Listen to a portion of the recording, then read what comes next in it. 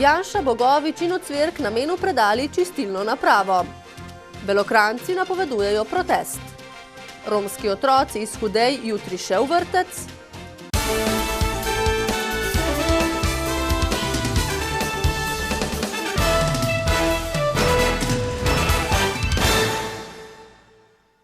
Lepo pozdravljeni. Predsednik vlade Janez Janša, minister za kmetijstvo in okolje Franc Bogovič in sevniški župan Srečko Ocvirk so na listci predali namenu rastlinsko čistilno napravo.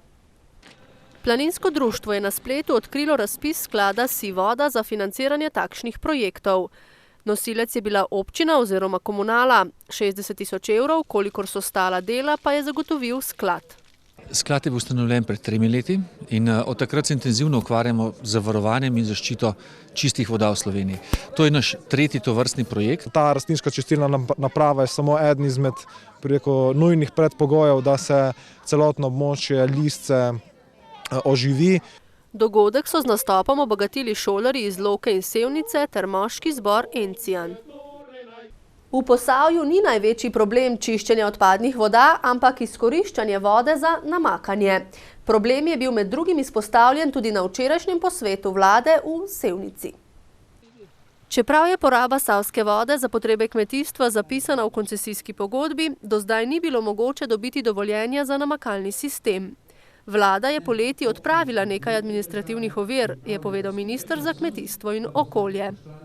Še bolj me pa veseli to, da bomo lahko na januarskem razpisu, na katerem se bo zadnji paket namakanja tudi financiral iz tega obdobja 2007-2014, prijeli 2 vloge, gre za Kalce Naklo 160 hektarov in pa tudi za samo namakanje na Blanci. In od 1250 hektarov, ki pričakujemo na tem razpisu, bo 250 hektarov iz posavskega prostora. Naložbe s področja okolja, infrastrukture in energetske učinkovitosti se bo kljub varčevalnemu proračunu izvajalo tudi prihodnje leto, je dejal finančni minister. V proračunu je predvidenih za prihodnje leto 600 milijonov več investicij, kot jih je bilo letos. Predvsem na podlagi evropskih sredstev ocenjujemo, da bo približno 200 milijonov, nekaj manj od tega, porabljenega na lokalni ravni. Gre za projekte, ki so v veliki meri že pripravljeni, je povedal Šušteršič. Ni pa v proračunu predviden dvig povprečnine za občine, ki je nižja za 3,5 %. V Posavju se je mudil tudi minister za infrastrukturo in prostor Zvone Černač, ki je obiskal sedež hidroelektrarn na Spodnji Savi. Černač se je sicer na sedež HES-a vrnil po dobrega pol leta. Po prvem obisku smo se dogovorili, kako in na kakšen način bo ministrstvo peljalo postopke v povezavi z umeščanjem hidroelektrarne Brežice in Mokrice v prostor. In kako smo danes ugotovili, da ta dinamika teče tako, kot smo se dogovorili.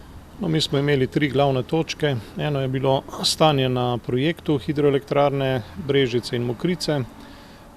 Potem točka vezana na večnamenski projekt, meddržavni projekt Slovenije in Hrvaške.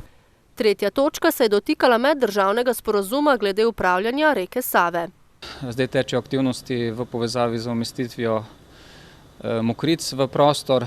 Javna obravnava se zaključuje 29. oktobra. Računam, da nekje do konca leta oziroma v začetku prihodnjega leta bi moral biti sprejet tudi ta državni prostorski načrt, kar je zelo pomembno.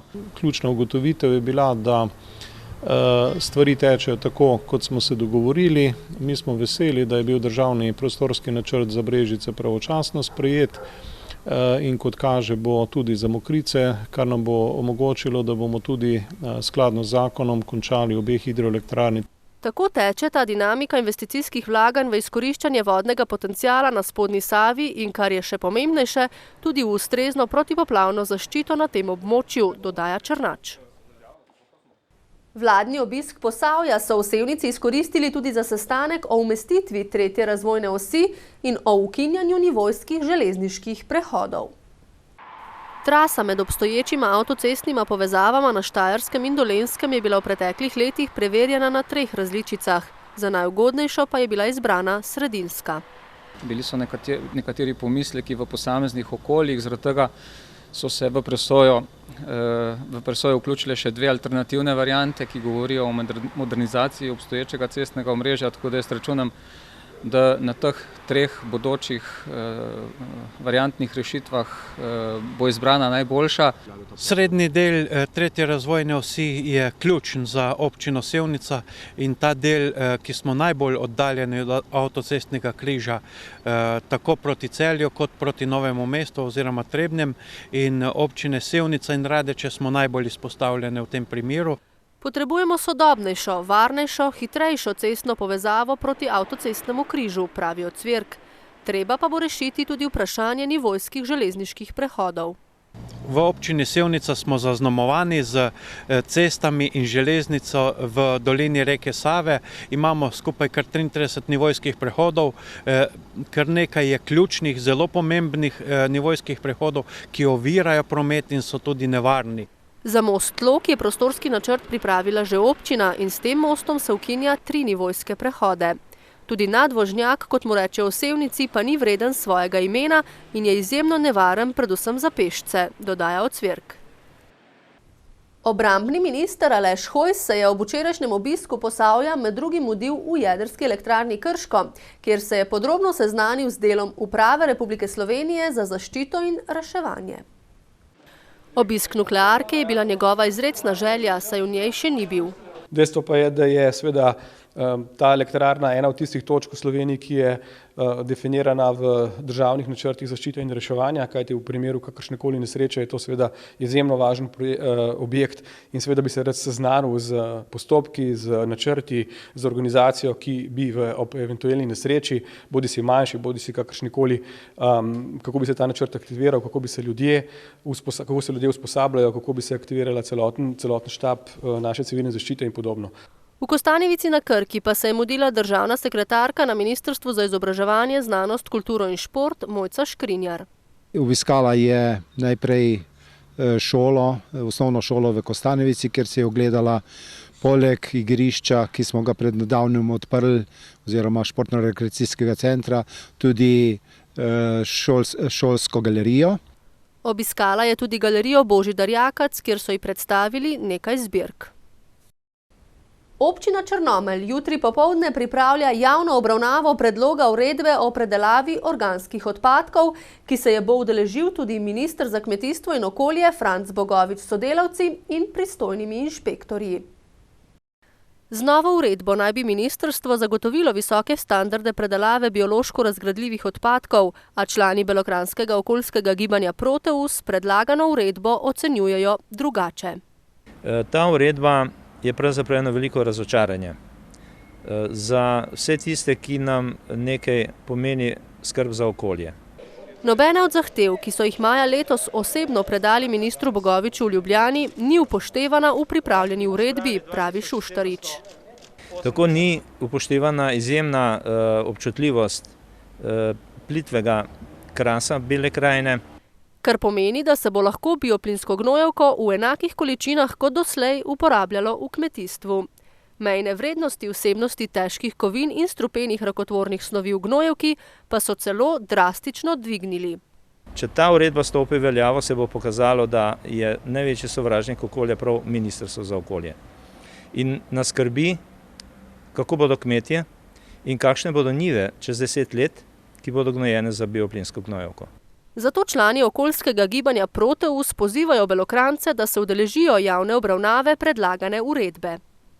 Ob 15:30, to se pravi pol ure prej, pa bo pred obrtnim domom protestni shod, ker želimo vsem zainteresiranim naša stališča podrobneje pojasniti. Glede na številne težave v preteklosti povezane z bioplinarno v Črnomlju, je na tokratnem protestu in javni obravnavi nove uredbe pričakovati veliko udeležbo Belokranjcev, predvsem črnomalcev.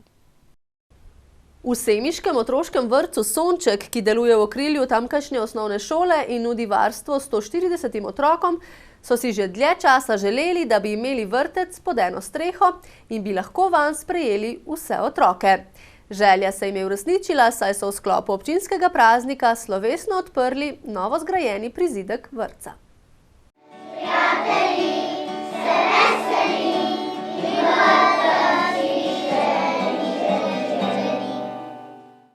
Tako so na slovesnosti ob odprtju prizidka, ki se je ob številnih gostih udeležil tudi predsednik države dr. Danilo Türk, prepevali otroci.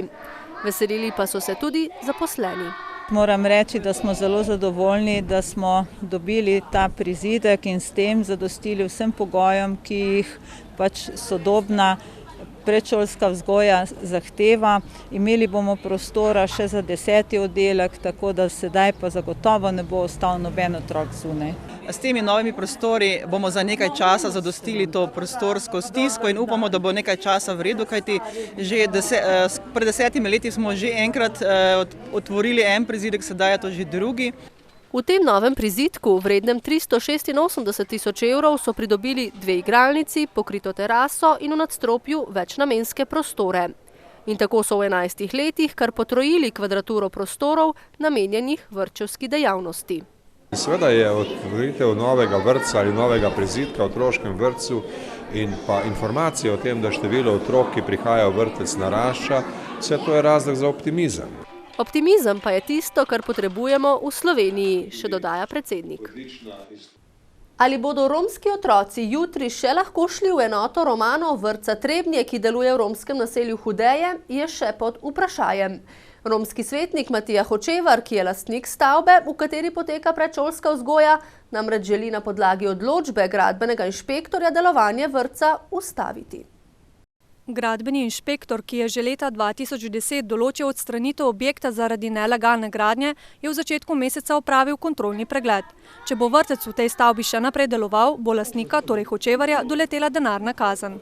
Jaz sem pa rekel, ja, če je to tako, pol pa raje ga ustavim, ko pa da mi je dobil 3000 kazni za plačati, ne. Otroci so tako danes še lahko prišli v vrtec, od jutri dalje pa v to zgradbo ne bodo mogli, izpostavlja. Jaz toliko cajt, dokler ne dobim dovoljenje, toliko cajt se ne bo delalo, ker jaz nimam denarja, da bom jaz zalagal 3000 evrov kazen za plačati, ne. Trebanjski župan Alojzij Kastelic zaradi nastale situacije pričakuje sestanek na pristojnem inšpektoratu. Namreč mi imamo prostorske plane pred vrati, tako rekoč, in v 100 primerih inšpektor čaka, da zaprav z ukrepi, v tem primeru pa pravzaprav z tem odločbami povzroča škodo v lokalnem prostoru. Sicer pa iščejo tudi druge rešitve, da vrtca ne bi zaprli. To se pravi kakšno kontejnersko zloženko, kaj podobnega.